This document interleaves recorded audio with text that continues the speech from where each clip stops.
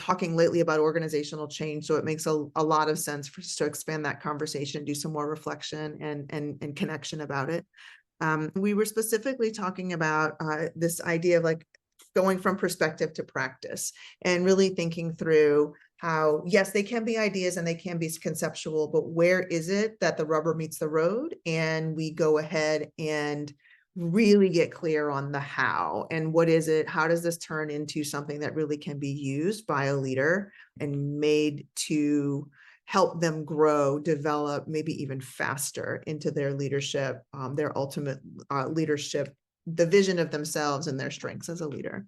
Before we go any further, please introduce yourself a little bit so that everybody else knows who I'm talking with. All right. So Dr. Robert O. Wilson Jr., originally from New Jersey, born and raised, living in North Carolina now, do a lot of work in leadership and organizational development, education, training. One of my passions is doing it from the inside out. What does that mean? How do we think about leadership? How do we actually practice it? How do we create the type of organizational environments that really thrive and lends itself to building more effective teams and leadership and opportunities for growth, being able to have conversations like social intelligence, spiritual intelligence, and occupational intelligence, emotional intelligence, and how that translates into wellness. That's kind of been my background. Started out initially in the field of mental health, kind of moved into things like NLP and hypno regarding just personal and professional development. And then that kind of morphed into how does personal professional development connect with leadership and organizational development. A big part of what I do is around how we educate leaders and organizations intentionally and strategically. Also, how do we incorporate within that education things like self-determination theory and transfer of learning theory, where we actually identify what motivates people internally and externally, and how that actually transfers into implementation, practice, process, policy, systemic change, growth, and opportunities. So just a little bit of a synopsis of kind of what I do. Which is why I love talking with you so much, because all of those things are like, yep, absolutely. Let's get into it. I should probably introduce myself as well. So I'm Angela Herbert White, and I am a leadership coach, consultant, speaker, and trainer. A lot of the leadership work I do, first of all, comes from both the personal and professional development standpoint, which I think is why you and I, when we talk, really share, just bounce around so many ideas, because we both are very much about both the personal and the professional parts of someone's lives, all the aspects. Another thing that I focus on is women as leaders and all of the ways they connect the many pulls, many forces in their lives into a whole, happy, thriving experience for themselves, a thriving life for themselves. A lot of the work that I do is about creating space for women to really kind of sort through those moments of getting a promotion and feeling like they need to have more confidence in order to step into that position, or knowing that as a leader, their expectations for them that maybe they haven't really seen a model of how it's done in a way that really works for them, or knowing that the way leadership is supposed to happen, or the image that is thrown out there of something that they need to do in their particular industry doesn't quite fit. So helping them to navigate how it's typically done and how to integrate how they do their work best. So it's very much a strengths-based approach to leadership, very much about acknowledging and validating who someone is as a starting point and helping them, same as you too, that internal, right? Helping them to start on the internal acknowledgement, understanding of these are the great gifts I bring. So when we start there, we have so much more to give and we can make so much more impact. And honestly, when we do it that way, we're not just preventing burnout, but we're moving in the opposite direction of burnout, because we're moving into lives and leadership that we get really excited about, because we're starting from the things that are most important to us and the gifts that we have the strongest ability to give. So I get really excited about that too. I get out. I think I'm thinking how awesome that is, even though I know this about you, but still hearing it is still pretty amazing to hear. And it's so empowering, because I think what happens is helping people to recognize, first of all, they have power Yes. in order to be empowered. And what is that? And what does that look or sound like? There are so many terms, especially as leadership and leadership, that we focus on usually qualities and characteristics. Yep. But one of the reasons I think when we talked about even recording our conversation was what's the perspective of it? And then also, how do you go from your perspective to your practice? Yep. Because there are so many different filters that we have in our perspective, right? In leadership, and what other people think leadership is for you. And I think you had something recently where you're talking about the first person you lead is yourself Yep. and really helping people to navigate. And we both focus on that. The thing I think becomes really critical is how do you navigate not only your life as a leader and your employees or those you lead, but how do you navigate yourself from the inside out? Yes. Right. And so that's what kind of leads to even our conversation about organizational change, Yeah. right? How do we change organizations from the inside out? How do we change leadership from the inside out? Yeah, I think we're going to be getting into that really. It's so much a reflection, like what goes on inside us as a reflection of how change is navigated externally or organizationally or culturally. And when we have a better connection with who we are and how we navigate change, we realize that that is what we can also bring at a much more intentional and strategic level as we navigate change within our organizations too. I want to ask you, so we can have some questions to bounce back and forth. I'm wondering, perspective to practice for you, an example or an experience you've had of navigating change and how you did it, how you went about navigating a change in your life personally or professionally. One of the first ones, probably I go way back to when I actually became a supervisor. I had an opportunity just fresh out of college, had a job, just happy to have a job out of college. And I was working at a facility. And within 8 months of being there, I had an opportunity to be a supervisor or being leadership. And I didn't want it. And so I had a really good supervisor who said, Robert, you have the abilities and skills to already do that. Why don't you? And I think my answer at that time was, I don't really want to tell people what to do. I just want to come to work and do my job and leave. And what he ended up sharing was, he said, well, when you are running the shift, and basically it was on seniority. So there were a lot of times that when I was working, it was shift work, that I would actually be the lead on a shift. And one of the things he said, yeah, you should be a leader naturally like you are, just not get paid for it. And I said, what? Mm-hmm. Kind of looked at him like, and what he showed me was, you are already a leader. You are already in a leadership role. You actually care about what you do, and you care about how the shift runs and the people who run the shift, the people you serve with, and also people that you serve. He said that's what leadership is about. It's really not about just telling people what to do. It's about helping people to navigate and to shift. So the first part of my leadership, or that change, was realizing I was a leader and I had to change my perspective so I could change my practices. Because the funny thing was, my practices were already implemented, but my perspective was off. So they didn't necessarily connect or align.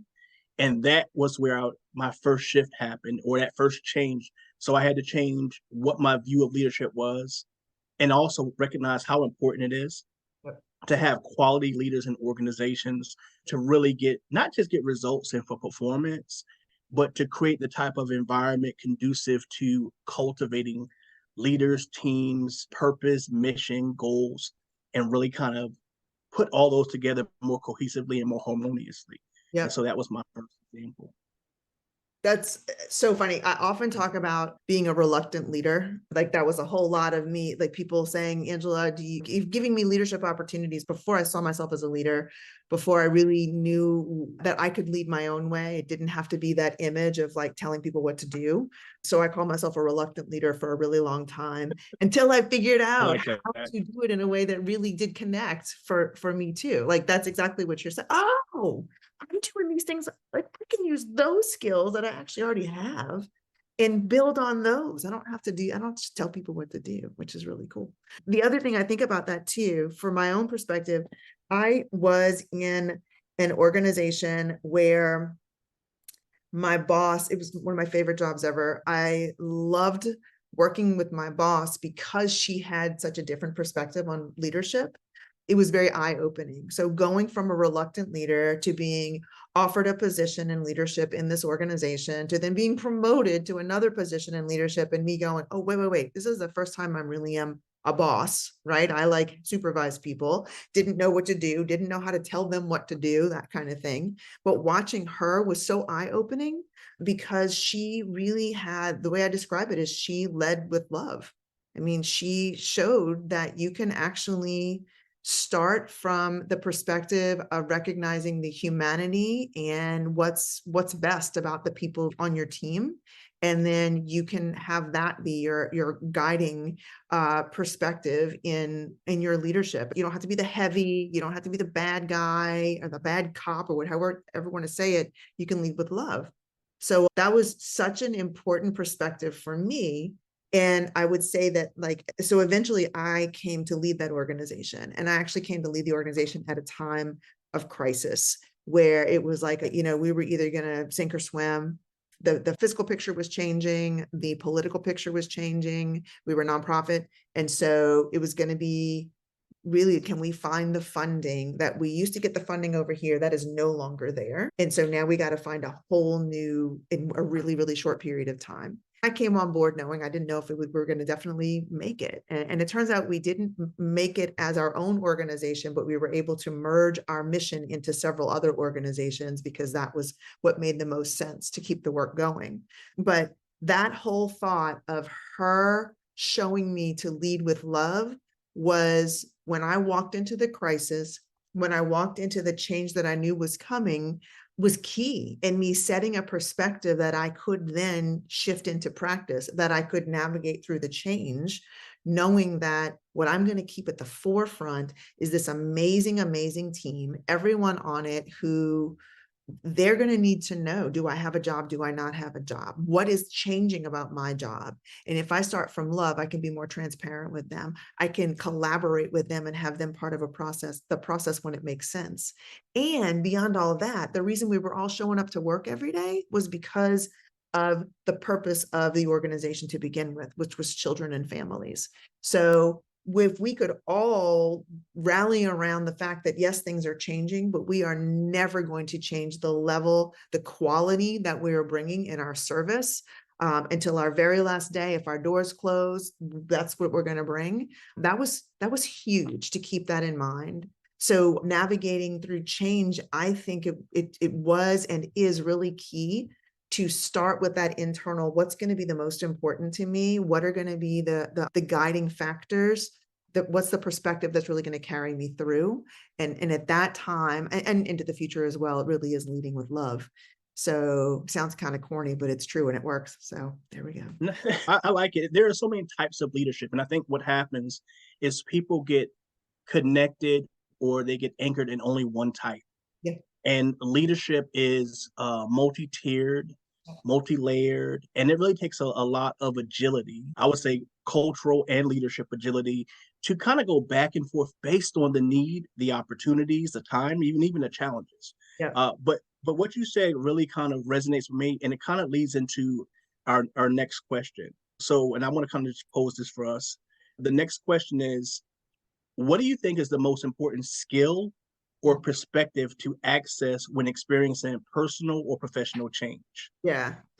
So, well, it's really what you're saying too. It's just knowing that there doesn't have to be one particular leadership style, and stopping a minute and figuring out for yourself the approach that you will best take. That's the strengths, the power, the skills, the experiences you bring, gets you out of the traps of what it's supposed to be done this way, or down the road when things get even harder, it gets you out of the comparison trap of, I'm not doing it right because it doesn't look like this, or my results aren't their results, or that leader's results. So I think the more you tap into your own strengths, the more, and it's not even like a one-time tap, know your strengths and then you can go forward, but it's like a continuous cycle of going, okay, how am I showing up? What are the things that I'm doing really well? Where are the gaps that I need to understand? Maybe some of those gaps I need to strengthen, maybe some other of those gaps, I just got to realize I have to ask for help here, because then I'm going to focus on the things that I'm strongest in. And that's going to be a higher level impact for me. And then I can engage other people to fill those gaps. I don't have to pretend to be what I'm not. And I don't have to fall into that, well, I'm supposed to do it this way trap. Actually, like you were talking about self-determination theory, it's so much about that too. If you can align yourself in the ways that are most of highest value to you, the ways that you are most competent, then you go out into the world, into your leadership at a much higher level, and you can weather change a whole lot better than if you're just kind of flailing around and trying to find the way you're supposed to do it. It's kind of a long way to say, don't do the supposed to, go with your strengths. Also, in addition to that, I think what makes me think about mindset versus mind shift, Okay. right? Yeah. Where it's this fixed way of we've done it that way for years, or this is what it looks like, and it looks that way in every situation and circumstance, and it doesn't. But being open to realizing that part of preparing for change is cultivating your ability and skills Yep. to actually change. Yep. I always find it really interesting because change is inevitable, but typically people still have a challenge or a problem with changing. I think what happens, and this is why I think we even talked about from perspective to practice, because my perspective of change, and I think about it often when I work with organizations around conflict resolution Mm-hmm. and communication skills. A lot of times conflict is communicated as something wrong that needs to be fixed, something that's not right, and something I just need to hurry up and rectify. What I realized was conflict a lot of times is not always a challenge, but an opportunity to be present in that moment and kind of recognize what's going on. And we don't always have to fix things, Yep. but maybe even just finding out and noticing why things are happening. Yep. This is like, I think where things like mindfulness become really helpful, Mm-hmm. because you become aware, you become curious, but without judgment. Mm-hmm. It allows you to kind of just fill the space of, if I need to do something different, what's my capacity here? Yep. Do I need to cultivate more skills or more development Yep. to be more apt and better prepared to shift Mm-hmm. versus the filter that I have and how I've seen it, or even our outcomes? Yep. You know, a lot of times we go, well, this is not the outcome we want, but how do we get to that outcome? Like, let's go to the outcome first instead of just all the steps to get there, because a lot of times it's hard to get there from here, Mm-hmm. especially if your way of thinking is already limited. So I think recognizing what that mindset is, being able to access, kind of like what we say in coaching, a beginner's mind. Yeah. It could be somebody you've coached multiple times, but every session you allow it to be new and fresh, and you show up with that beginner's mind to allow it to speak to what you're doing now, not what we've done in the past or what we want to, not, and sometimes even what you want to do in the future. So I think accessing that beginner's mind is really helpful, and I think it is a skill. It is a skill to intentionally be in the space of just listening without judgment and allowing the information to be presented in a way where we can actually effectively and efficiently work with it. Yeah. We kind of don't get unnecessarily caught up in, oh no, this is conflict, or oh no, this is change. And we really kind of go, okay, look at the pieces and come with that beginner's mind of to look at it, and maybe bringing in some other people to help shift some perspectives too. If you're not getting that shift on your own, there's nothing wrong with that. In fact, it can be really, really great. There's this exercise that I saw the late Bob Proctor do. What he would say is, if you're at a table and you're in a chair and you have an issue, write it down on a piece of paper and look at that issue and just take a different stance, like somebody that you would know, how would they handle this? Then he basically would go around the table in different positions. And in NLP, that's kind of what we call perceptual position, where it's like looking at it from the first person point of view, second person view, as a third person point of view, and just being able to see as you change your position, your perception changes. I think that's a big part of what we're talking about too, is what's the perspective, and when you know that you can actually change it, because I think a lot of times we don't recognize that we can change our perspective. Mm-hmm. Right, we're trying to change the outcome but not necessarily the perspective. Because if you change the perspective, the outcome automatically changes. Yes, absolutely. Like, yeah, recognizing that you're stuck in this, so you want to expand it, and then you can get somewhere different too. So I want to ask you to kind of moving into another question. We've been talking about the leader's self-awareness or self-acknowledgement of where they're coming from and how they can shift their perspective, how they can acknowledge their own power, how they can realize that they can go about leading and navigating change in a way that maybe is unique to them or doesn't have to be the way that they've only seen it done before. So that self-awareness is really important. The next thing that I think would be really fun to talk about, though, is how can leaders prepare themselves and their teams for change? Because it's inevitable. We know it's inevitable. So what can they do for themselves and for their teams to help everybody get ready for or be equipped to navigate that change together as a team? The first is communication skills. Okay. Yep. You go, well, Robert, that's pretty easy. Well, it's not, because when we say communication, we're mostly talking about what are you telling somebody else? Are they getting the message? Do they know how to respond to it? But when we communicate, you're actually communicating to that filter or that perspective that we just talked about that you might not know exists in that individual. Yeah. So I think first communicating what the change is, or even, and let me take a step back, asking your folks what they think the change is. Okay. What needs to change and why? I think just that dialogue alone will bring a lot of awareness. And what you might start hearing is people's fears, people's concerns. And the reason I say it that way, because I've worked in with organizations where there was a lot of a lack of trust and a lot of people feeling devalued and overlooked, because when they shared their concerns, it was like, well, that's not an issue, or kind of get over it. That doesn't address the issue. What it does is it just kind of sweeps it under the rug. Right. Right. Then you tell folks we're going to change regardless, and you don't support them. So I think the first area is communication. I think with communication, both externally and internally, intra communication, navigating some of those challenges for folks. Then the other end of it is, and this kind of goes into some of the other skills, like I think emotional intelligence, social intelligence, and spiritual intelligence. Those are things that really kind of resonate with me off the top of my head. The reason I say those, because emotional is not just the emotions of your folks, but your emotions even in leading. Once you become aware of those emotions, how can you utilize that, or what can we do to implement that in your leadership practices? You say, well, what about social? Because even though you might be a leader, you're a person. How we interact socially makes a major difference in the workplace. You know, when you have environments conducive where people can talk and trust each other and have open dialogue and communication, it changes the game. Then you say, well, why would you add spiritual? Because in a lot of workplaces, we don't talk about things like religion or what have you. What I'm saying is, I'm not necessarily saying it has to be religious, but when it's spiritual, when we're talking about the purpose, when you as a leader take the perspective of part of my role is developing people, not just employees. I'm not just training you to do the best job, but when I'm developing you to be the best person who does the best job, it's a game changer. When organizations start looking at their role as the development of individuals in not only skills, but in purpose, like what's the mission?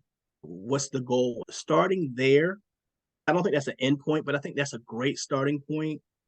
And it will give you so much data, if you will, and information that can be used in a strategic plan. Yeah. An actionable strategic plan. This is where things like SMART goals will be able to come in and be really helpful for folks as they start dialogue. I think a couple things happen here. You have dialogue, discussion, digestion, and demonstration. You know, it changes how you talk. It changes how you share. It changes what they can take and glean from it. Then you get a chance to actually demonstrate how it's applicable, which really helps reinforce people not feeling alone. And then going back to what you said from the beginning, with the question is that it helps people to be able to change. Yep. Yeah. Because now I actually have some, it's tools for your toolbox. And I always tell people, if I can be honest, there's a lot of tools in my toolbox I don't use. So not just tools in my toolbox, but knowing when, where, and how to use them changes my competence and my confidence to use them. Now I'm a employee or a person within this organization or member of this organization who has tools to prepare for change. Mhm. So when change comes, it's not something like, oh my goodness, change is coming. It's like, okay, Okay, I got it.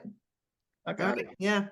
So you said a few things that I was writing down some of the words you said, and I'm thinking about different terms in my paradigm that match up too. So when you talk about, communication skills and asking them, what do they think the change is? You get to hear their fears and concerns and having it so that it's not just okay, I hear you, get over it, we're doing the change anyway, but really making sure that people feel heard, that they have a voice, that they know that this is change. This is a process we're all going through together. And your voice, I'm not checking a box asking you these questions, but your voice is welcome, deserved, essential to be spoken in this room. You have got to be a part of what we're going through together. Huge. Yeah, that was like in the world of mental health first aid, that's what we call listening non-judgmentally. And the goal is to actively listen so that people feel heard, understood, and acknowledged. Yes. I'm heard, I'm acknowledged. You actually taking the time to understand my now whether you agree with them is a whole nother story, Yeah. right? You're not necessarily having to approve of anything, but you meet people where they are, not necessarily where you think they should be. Yes, Right. yes, yes, yes. And you don't know where you get to go from there. You get that's mind shift as well, right? Meeting them where they Yeah. are means that everybody can shift together through the change too. So the other thing I think about a lot, I've been doing a lot of work with organizations, like individual leaders and teams, and navigating through change, leadership changes in particular. Like, the leader of the organization leaving and then bringing in someone new and all of that. One of the things that I've found to be super, super important in either preparing the team before the change happens, or even if it's like a sudden change, one of the first things that I have needed to address has been trust and figuring out where they currently are in their levels of trust of each other. Because there's going to have to be many, many moments through change where without any trust at all, that's going to be really difficult to go through the change. So what can we do to acknowledge the places that we mutually respect each other, that there is mutual trust already, and what can we do to maybe shore up some spaces that we've either taken for granted? We need to really have a demonstration of trust, or we can safely get ourselves to a place of trusting each other through the change. When I think about that, the clearest version I've ever seen is with Brene Brown's work in Dare to Lead. She's got braving trust is a very big component of leadership.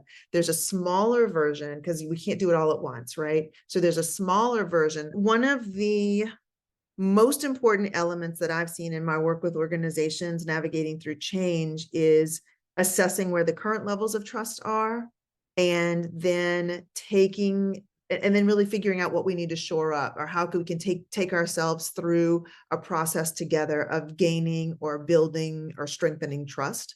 Brene Brown has a few frameworks for this. She calls it living big. It's BIG, which B is boundaries, I is integrity, and G is generosity. B is boundaries. Really, it can set up an organization or a team that maybe is not so high on trust, knowing where the boundaries are, knowing what's clear, where the fears, where are the concerns, how can we build some frameworks and some parameters that are boundaries that people can feel safe to continue to build trust from there. Going into a team and going, you got to trust each other, that doesn't cut it.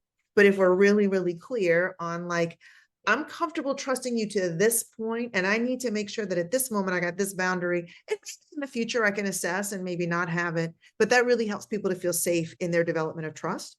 Integrity, her quick definition is choosing courage over comfort. It's the thing that needs to be said, making sure you're expressing. I find that really helpful in helping people to feel like, yes, we want to hear what truly is important to them, and to feel like they have a safe space, although they might need to be courageous in saying the words. There's some boundaries and some safety in speaking up and gaining that trust. Then generosity is assuming best intent. So, I mean, we're all going through the change together, and we're going to have to just kind of extend some grace to each other. We're going to have to be generous with our understandings and assumptions of where the other person's coming from, that they're not actually trying to sink this ship. They really are doing the best they can too, maybe having an off day every now and then, but that generosity is key. When you feel like When you start this exercise with a team of living big and building trust, even if they're at a place of low trust at the beginning of the change process, over time, not forced, but really helping to have a framework and check in with them on how is it going and where are those touch points where maybe there isn't a whole lot of trust, and we can work on that too. But just being able to have that filter, I think, has been really, really helpful in teams navigating through change in a way that can acknowledge where their trust is and how they might be opportunities to grow more trust. When you said that, as you were saying it, I got this image of, that trust exercise where people fall backwards. Yeah. And, somebody has to catch you, and it's like, not knocking it, but just want to kind of say something to consider. Why do I have to fall before you help me? Yeah. That's kind of like my thought on that is often when we talk about change, we talk about change from a place of all the uncomfortable things that happen. Yep. Like even what you mentioned, I thought it was interesting, comfort over courage. But how about if we become comfortable being courageous? Yeah, exactly. Yes. Right? That's the boundary. Right.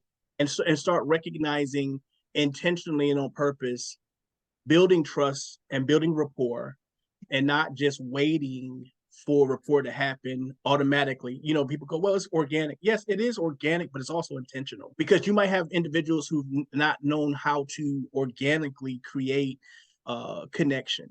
Yep. Or community. And I know now there's a lot of talk around communities and having different communities support. And one of the things, and some of the work I do, I facilitate like learning, action, networking communities. One of the things that I have found helpful in those is not necessarily selling people on the idea that this community is going to do all these things for you. What I found helpful is asking them how this community can serve you. How can you serve this community? Because it's not only adding value, it's extracting value. Mm-hmm. And part of helping with change, I want to go back to what you said, is developing trust. But really, trust comes from rapport, and rapport comes from connection. Connection comes from communication. And it just goes back to authentically and genuinely wanting to not just build something great, but build something great with great people. I think helping people to bring the greatness out of themselves, going back to the change component, building trust helps people to be willing to follow you. I remember having a couple of supervisors where people would say, I follow them because they get in the trenches with you. They're willing to do the work that they're asking you to do.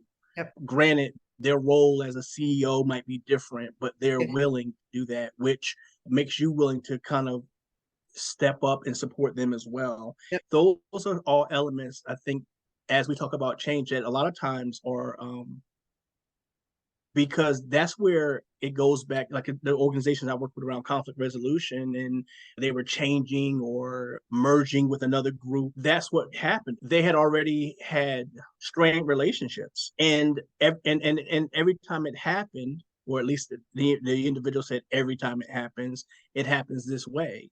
I think being able to pause, and even if the change is inevitable and the merger is going to happen, a lot of folks think the problem is the merger or the change. But you just so eloquently said it is really about recognizing people in the space and preparing them and equipping them. Yeah. I think as leaders, but you and me as coaches, consultants going into organizations, when you start a change process and you recognize that the trust isn't there, or when you recognize there is conflict or there's a resistance, that's the moment to get curious about where those gaps are, that you either need to shore them up quickly or somehow make sure that the person's concerns are being heard. So if they don't feel trust, what is it? Like, what's the pinpoint that we need to address? What's maybe the boundary we need to put in place? Not as a limit or a set of, bureaucratic red tapey kinds of rules, but how can we create a structure, a container for people to feel more safe so that they can trust here for now? Because change is coming. So what if we create a container where it's a little safer in here for you to trust. And as you see, this is going to be okay. You're going to be heard. We actually recognize what's most important to you. We see your strengths.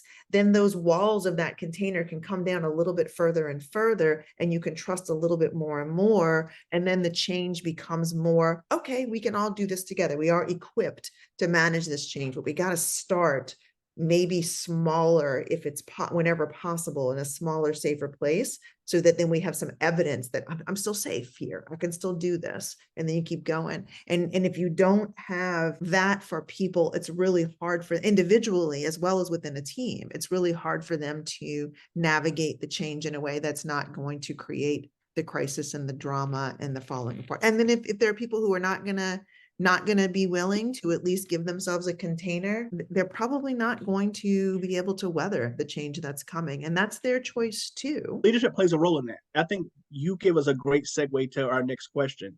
What is one thing about change that you wish more leaders knew or practice?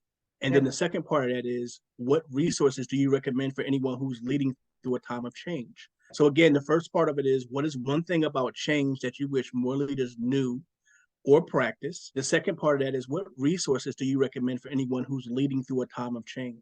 I'm gonna go from my recent experiences with some organizations lately and going through change. I wish more leaders knew that change can happen without crisis.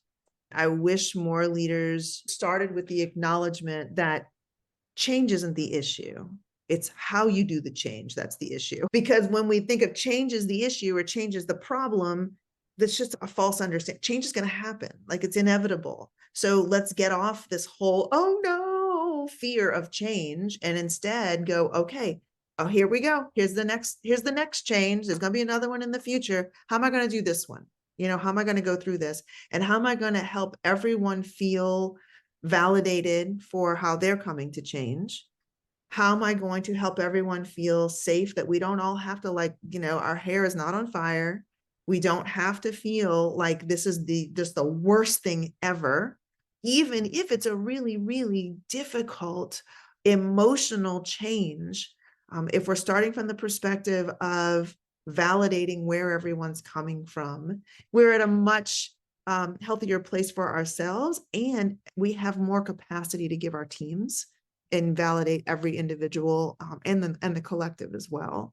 So that's the first answer. Is I would just say, stop focusing on resistance of change or fear of change, and start focusing on, how am I going to respond to change? And how am I going to do it in a way that doesn't need to be crisis or conflict in a bad way, and it can be more about opportunity and response and growth. The other thing that I would say, and this goes to my recent work that you alluded to earlier, I have been developing a self-leadership framework that I have been using for years, and I just haven't articulated it as clearly as I am now. I'm calling it First Lead Yourself. It's very much about, as we lead, typically, we think about service, and we think about helping to make sure that we're supporting our teams, and we're bringing all our skills, all our strengths, all our wisdom to our teams and to our leadership externally. And then we have the leftovers internally. We have the crumbs left, those same skills. We are so many good things going for us, but when we give it to everybody else first, then we're just kind of depleted before we even start looking inward and what do we need. And then that's when we need retreats, and we need to avoid burnout, and we need to find some way to step away. What I've been working on, and as a framework to articulate, because I've been doing it for a long time, is first starting with ourselves and having a check-in in a regular, routine, intentional way, to circle back around and have a cycle for yourself. I'm going to check in with myself first, acknowledge what I have and that I'm bringing to the table, and then come up with a stronger plan of what's going to happen from there. So the cycle's really easy, and it's reflect, own, plan, act. Giving yourself time to make sure you're reflecting. So a lot of the time what we do is we jump from reflect to act. I'm thinking about it for a minute. I see this, what's going on. Okay, what do I need to do about it? But if we don't stop for a little bit longer and go, okay, this is what's going on. I need to own the good stuff that I'm bringing. I need to own the strengths I have. I need to own the strengths that my team members have. And then from that place of strength, Then we can go into, I need to own where we're falling short. I need to own where we have gaps, where we really need to get better at it. That's all. We need to own that. I need to own where we're aligned on values. And then we can go into a plan, and then we can go into action that is much more impactful. The more we do that cycle on a regular basis, like I set it up beginning and ending of every week, I'll go through that cycle for myself. It means that I have more to give as a leader. And when change comes along, I'm ready for it. It's just become part of my routine. And it's not so much the crisis as it is just, okay, what is my response going to be this time? The thing that I would think leaders should know is that change can be addressed internally first, internally within the leaders, but also internally within the organization. Usually we're looking outside of ourselves, outside of our abilities out. And what happens is a lot of times we focus on the things that we have no control over. People often say that, but there's so many things that we do have control over. Yeah. There's a power within the organization, a power within you as an individual, that if you tap into it, understand it, and start cultivating that, because it's something you have to practice. There are resources for that. One of the things I think about, because we both do it, is coaching. Mm-hmm. Coaching is a great opportunity to help people to see a different facet of situations, circumstances, but them, right? There are so many tools. One of the things I think about in this space is resilience and resourcefulness. People and organizations are really resilient, but resilience doesn't necessarily make you resourceful. So I think tools that help you to become more resourceful, to know how to use your resources, not only have resources, because often people will say, well, we should have resources to do this. If you don't use them, they won't work. If you don't know how to use them, when to use them, they won't work. That's why with our whole conversation is from perspective to practice, because sometimes what you think you might say and do and what you actually do are not the same things. So how do we really empower people to, and that goes back to things like the self-determination theory, where when you have choices, when you have competence and skills, and when you can see how things are related, interconnected, how it helps you get to where you're going, it's a game changer. It's a game changer when organizational change, the change from the inside out, because that already changes how I show up. It changes how I perform. It also changes even how things impact or influence me, right? This happens often when I've done working at conflict resolution. And I was talking about, a lot of times I would share things from the Thomas Kilmann model, where, looking at some of the aspects of assertiveness in terms of change, and just looking at how people view it. And so looking at it as an opportunity versus a challenge already changes how people show up to deal with it. And recognizing that you can have healthy dialogue, not necessarily arguing, but having a healthy dialogue to recognize different positions, different conversations, and different opportunities. As you were speaking, that's kind of what I got was, when we're doing these things on purpose, a lot of the things that we thought was a problem is really an opportunity, and people can get excited about using their skills and their tools and their strategies. And now you have people proactive, not reactive. Now you have folks who are looking for opportunities to help each other, to support each other. This is something that shifts the organization, because now your organization is not in survival mode, but thriving. You got individuals who are thriving, organization who is thriving. You have goals and core values that are aligned. You create a more harmonious and supportive workplace. That's where things like workplace wellness comes in. You have less burnout. You have less turnover, right? You have less leadership who are misusing their authority and their power. Now you have an organization where people want to come to work, and people feel valued, and people feel like family, and a really healthy perspective of that. So you get a chance to redefine that. And so all that helps with change. So those resources become more about resources to build from the inside out versus the outside in. And every time you say resources, I think that toolbox that you only use some of the tools in, but the more you are able to stop and go, but I got these other tools too, then more of your tools come into play. And it's wonderful to be able to pull from those too, that you end up having yourself, you're thriving, but your organization also is thriving too. Yeah. Awesome. Sometimes at the end of coaching sessions, I just write down a few words, or I look back at my notes and see some words that have popped out. And the words that are popping out from our conversation are communication, trust, strength, resourcefulness, and opportunity. And it just feels like those are some great words to just keep in mind and perspective when change is happening. It's that whole, shifting into that perspective of having that be those kinds of words and that kind of perspective coming. Change just becomes so much more manageable, navigable. And what comes out of change, you can be that much more successful. We can actually, like, not just using those terms, but like, what do they look like? What do they sound like in a workplace environment? And that becomes really helpful and beneficial opportunity to be able to implement and take action. Yeah, putting them to use, putting them to work.